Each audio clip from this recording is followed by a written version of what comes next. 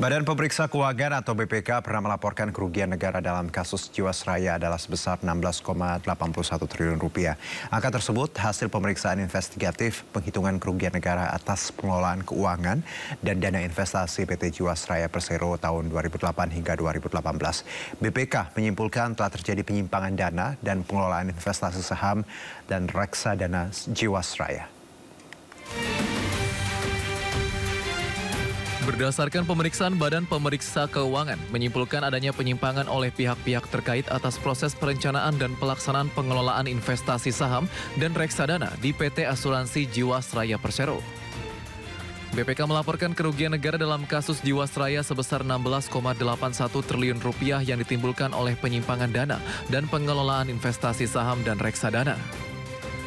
Pada Desember 2019, Direktur Utama Jiwasraya Heksana Trisasongko mengumumkan PT Asuransi Jiwasraya Persero tidak mampu membayar klaim polis nasabah yang mencapai 12,4 triliun rupiah. Total utang perusahaan asuransi Jiwasraya diperkirakan mencapai 49,6 triliun rupiah. Diputuskan ketidakmampuan Jiwasraya membayar klaim polis nasabah diakibatkan oleh keputusan direksi yang tidak hati-hati dalam membuat produk asuransi dan lemahnya standar protokol dalam menginvestasikan dana nasabah. Kasus Jiwasraya ini pun diserahkan ke Kejaksaan Agung pada Maret 2020 silam. Gagal bayar polis Jiwasraya kepada nasabah yang menimbulkan gagal bayar terjadi akibat mismatch bunga dan mismatch jangka waktu, di mana ketidakcocokan pertama terjadi dalam produk Jiwasraya yang bernama GS Saving Plan Jiwasraya. Produk Jiwasraya ini menjanjikan imbal hasil tetap atau fixed return kepada pemegang polis. Di sisi lain, Jiwasraya menginvestasikan dana nasabah di instrumen-instrumen keuangan yang tidak menjamin keuntungan yang tetap, di mana Jiwasraya melakukan investasi di instrumen saham dan reksadana berjangka panjang turut menjadi penyebab besarnya.